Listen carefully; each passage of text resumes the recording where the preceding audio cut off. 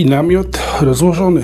Cała akcja zajęła jakieś niecałą godzinę. Jak widzicie, od razu się troszkę więcej miejsca zrobiło, a też się coraz bardziej nieznośnie robi, bo temperatura podniosła się do 26 i robi się coraz goręcej.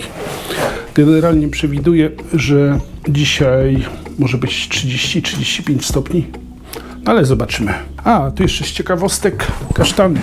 Zobaczcie. Ciepła dostały, to jakieś marudery zaczęły wyskakiwać, także liczba kasztanów się...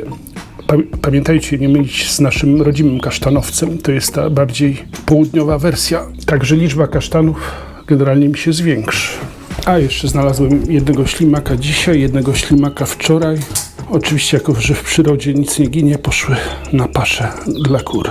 Jako że ślimaczki są malutkie, to jeden był ze skorupą, drugi był bezskorupowy, ale malutkie ślimaki to kurczęta przyjmą na kęsa.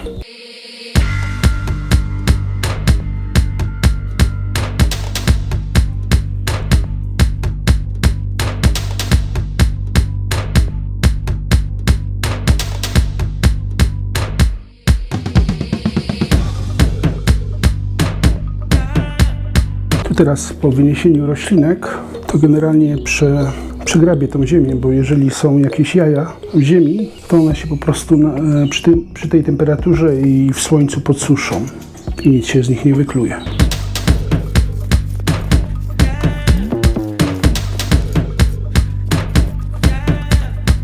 No to teraz po tym porannym fitnessie jest miejsce na najważniejszą rzecz w szklarni.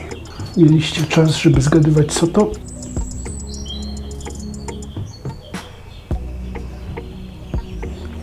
Oczywiście myślę, że zaraz po roślinkach, no bo jednak w szklarni no to rośliny, ale słuchajcie, no nie ma jak sobie usiąść po pracy w foteliku i napawać się widokiem roślinek w przyjemnej temperaturze.